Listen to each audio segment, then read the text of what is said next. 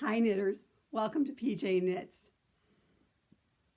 This is the start of something for November. I'm going to do something for November called 30 Days of Knits in November. And what I want to do is I want to wear a knit item every day.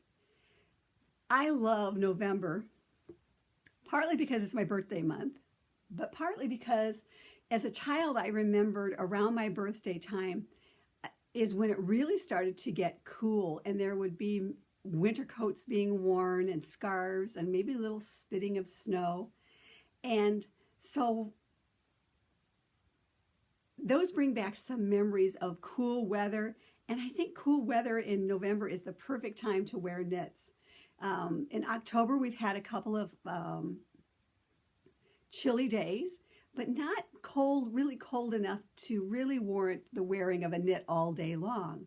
And December, we kind of get to that point like after Thanksgiving, where we want to start wearing those holiday colors. And so I thought it'd be fun to start pulling out my knits in November and then wear one each day. And what I'm going to do is I'm going to hopefully take a picture of that and post in our Ravelry group, or maybe a collage of pictures for a few days in a row. Post on Instagram using hashtag 30 Days of Knits, and just kind of see if anybody else wanted to join me in this this wonderful time of year that I love that's coming up. It's so conducive to wearing of the knits. So if you'd like to do that, I'd love for you to head over to PJ Knits on Ravelry group and follow along and maybe post some pictures or talk about knits. And they can be any kinds of knits. They can be shawls, they can be sweaters. If you have 30 pairs of socks, you can post 30 days of socks. I'd love to see those as well, and I'm sure the others would as well.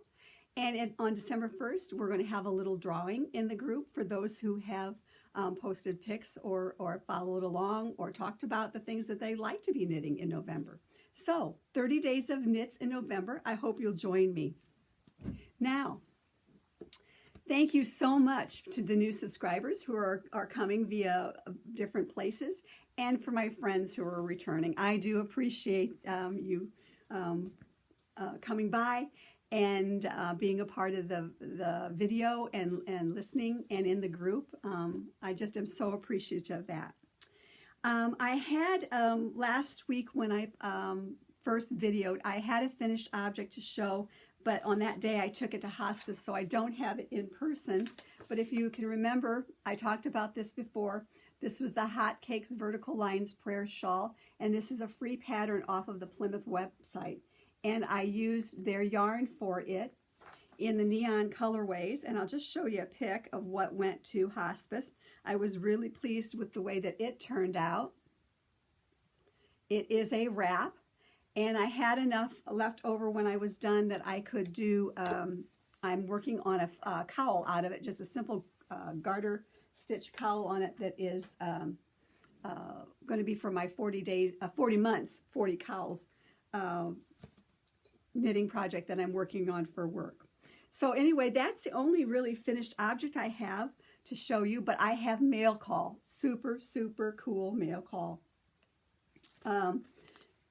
First of all, Annetta sent a lovely card that she stamped and made for Halloween. I used to do this. I used to do Stampin' Up! Years and years and years ago, and then knitting kind of took over my life. But I so admire those who do that. And thank you, Annetta. That was such a nice surprise in the mail. I love mail days. And then also I received something from a friend that every year I receive something around Halloween time. And the inside of the card always says, "From the Great Pumpkin." And I'm so pleased with that. And this year it was a skein of yarn from House of Alamode Fiber Goods Company. This is Vintage Keach. It is in their swirling fingering base. And this came from the Great Pumpkin. Oh, is that gorgeous? And I cannot wait to see how this knits up. Look, there's that little favorite turquoise in there as well of all the other colors. I cannot wait to see. I'm going to think that this is going to be a speckle, and I cannot wait to see what this comes up to be. So that was one of the pieces of the mail call. And then I have been wanting to do for some time this shawl called Hipster. It's a Joji Locatelli pattern. And Sharon from Knit Style Yarns had this, was talking about these on their podcast. And this is her Luxe DK. This is called Golden Harvest. And I cannot wait to cast that on. But I cannot be casting anything new on until I get some of my other projects done. But isn't that going to be cool? And I'm hoping that's a good color for me. And that's going to be Hipster. Looking forward to that one as well. And then a few weeks ago, Annetta reached out to me and told me about something that Stunning String Studio was doing. They were doing what they called a Paris in the Springtime kit. And they had me at turquoise. So I ordered the kit, and I cannot tell you, I don't remember what the cost was but this kit was so worth it. It came with this cool bag. Look at this. It is satin lined. But is that not just adorable? Look at that. Has bees in the clouds on it. That was part of the kit. Also was this bee necklace. Look at this. A nice long necklace was in it. Paris in the springtime, and I love Paris. I truly am a fan of Paris. I spent some time in Paris in high school for a French-speaking summer. Toured that, and so and we were in Paris for a while, and I'm all things Paris, love it. So I loved this little charm that came with it. Along with that was a progress keeper. That's the bee.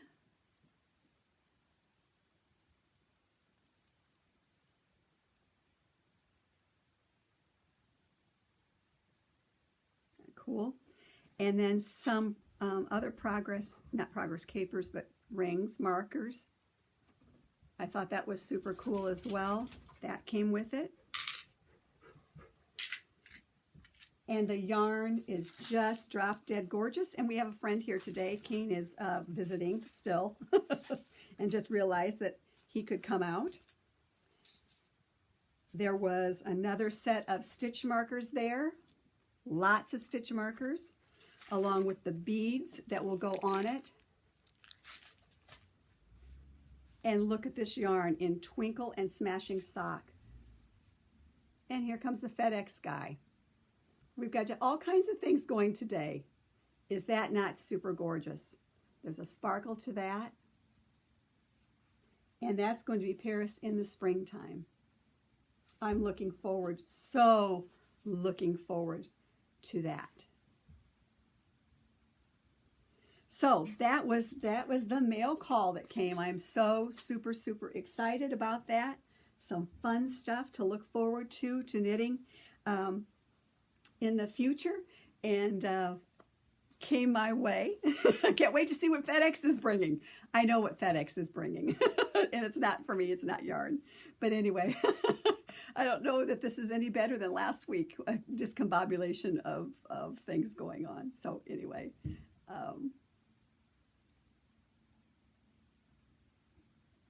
We will move on here.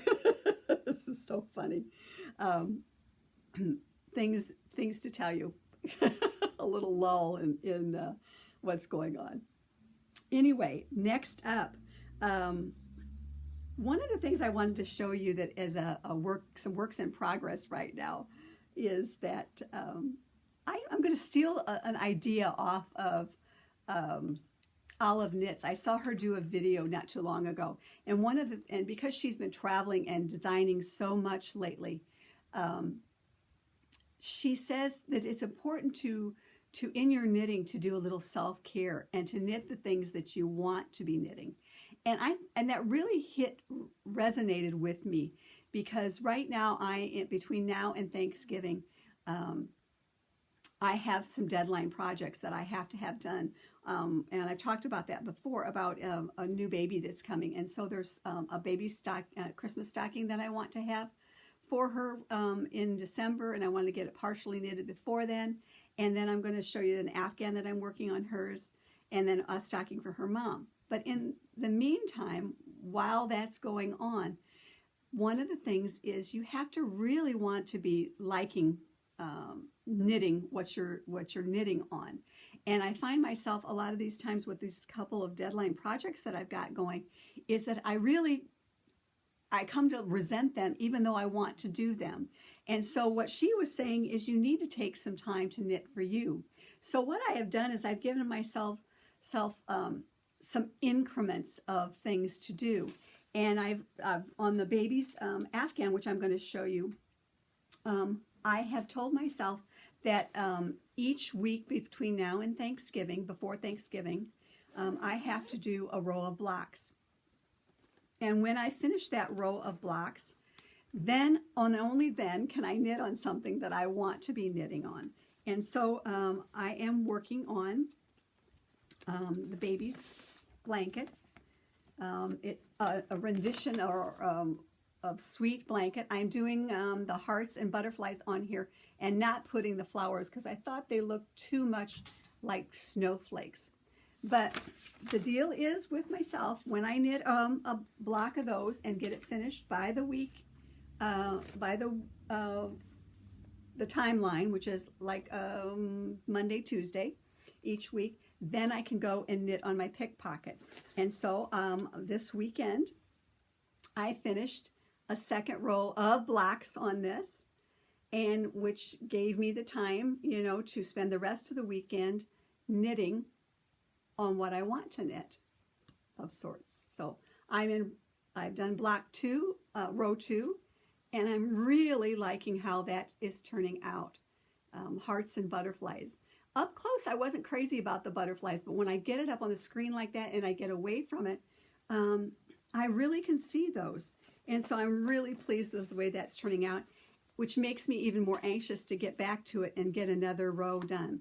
That is being done out of Universal Yarns Uptown Worsted, and I've shown this before as well, in the color baby pink, and I'm really liking this. This yarn is an anti-pilling yarn, so that's what I'm really wanting with this one, to not pill, because I've seen a couple of the other ones that I really like that were nice and soft out of some other yarns that I was using, but it was pilling after a few years, and I would like for this one to last a little while longer.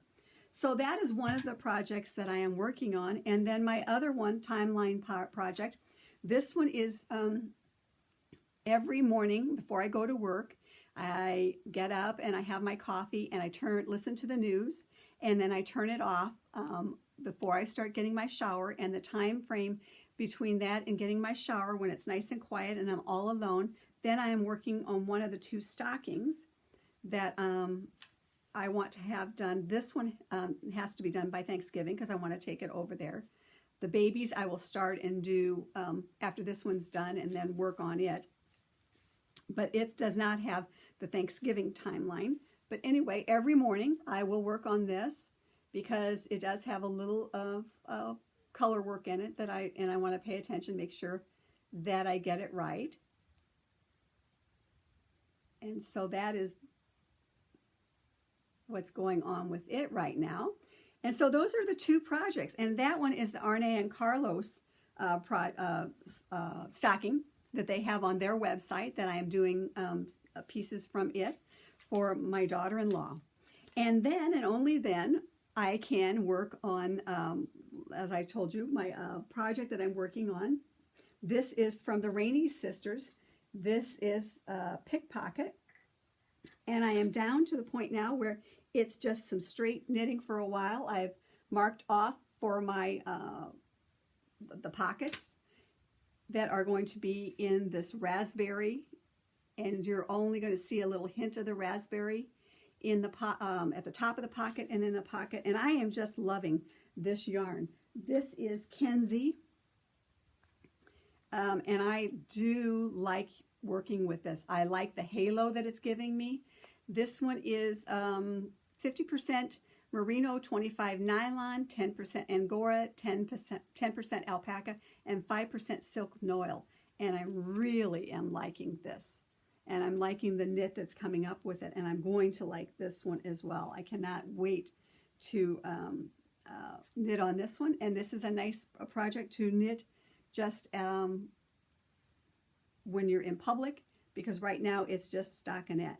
And so this is my self-care project that I am working on right now for myself, for after probably, and maybe in November. Maybe I'll get it done in November. So I'm looking forward to that.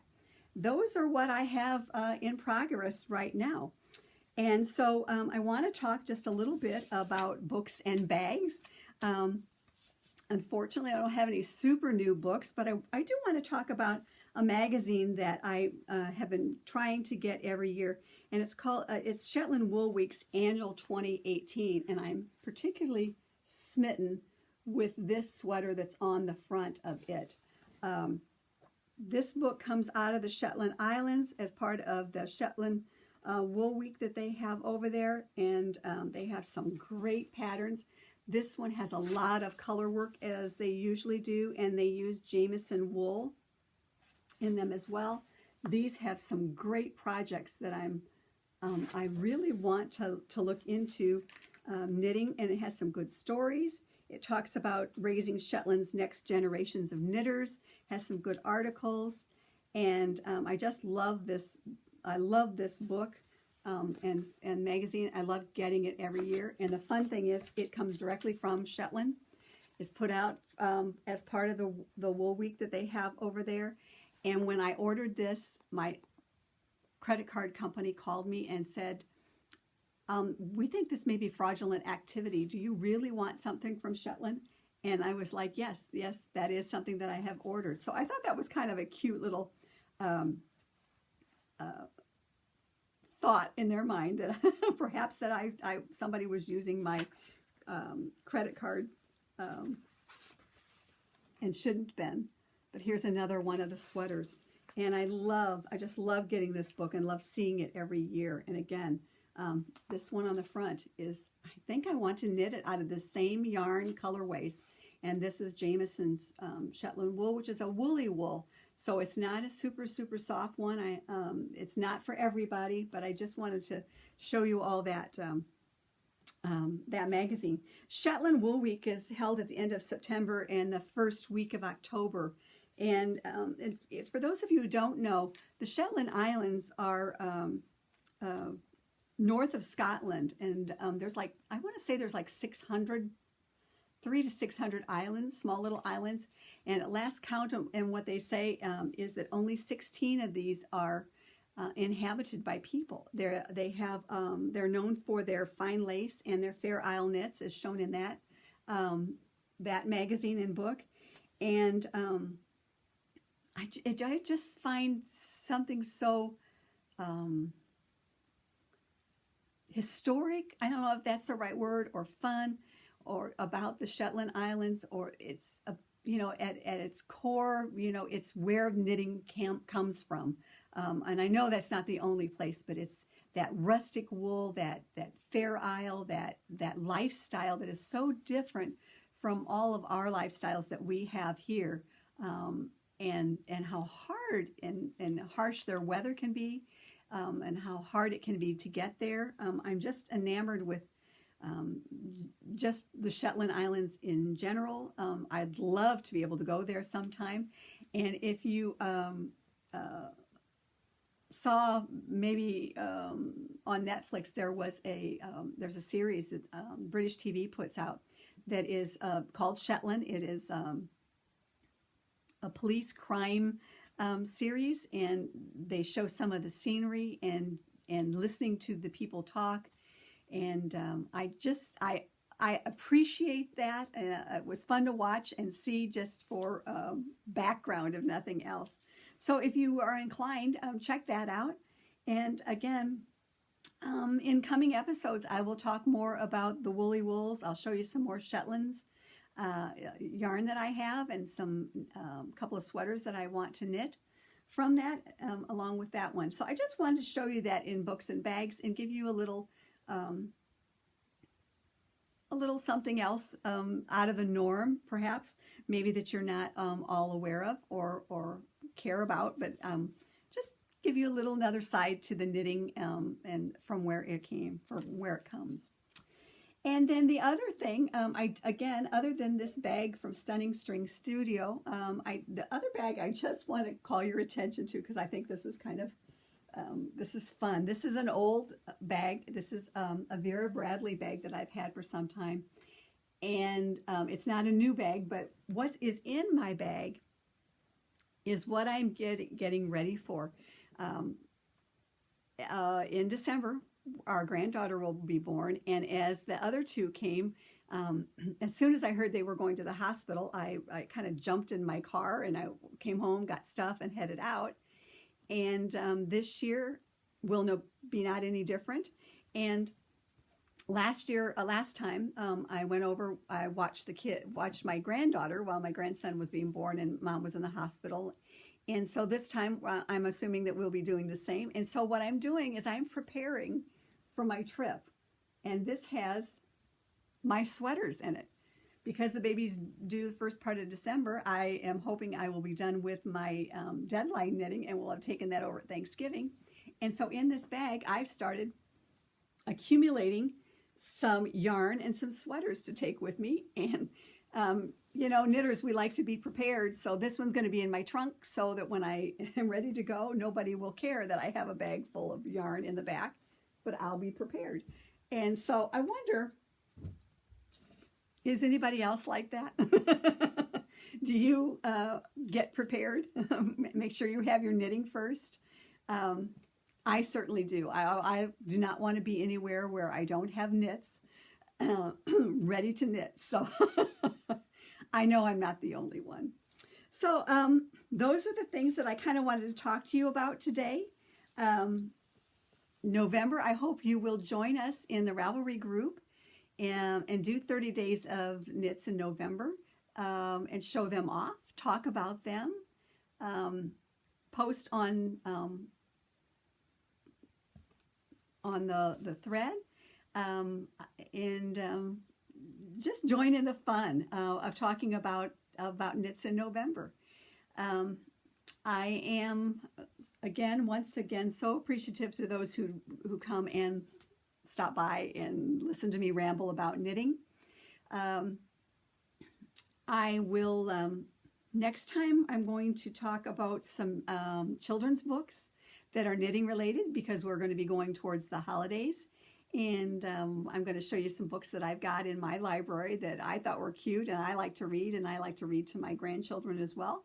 And we'll give you some ideas for books for Christmas gifts. I always like to give a book for my grandchildren and to my nieces and nephews, because I think it's important to read, and I hope that I'm helping foster that along. So anyway, I am Penny J on Ravelry. The Ravelry group is PJ Knits, and on Instagram I am PJ Knits. And I am so pleased that we have a sunny day, fall day. The leaves here are starting to turn. They're not falling yet, but they're turning some brilliant colors of yellows and oranges and reds. And I just love my drive into work every day to watch them. So I hope wherever you're at, you have a great week. And Halloween's coming next week, so trick or treat if that is what you want to do, and if not, knit. And in the meantime, I hope you have a great week. I'll see you in a couple of weeks. And until then, knit on with confidence and hope. Bye.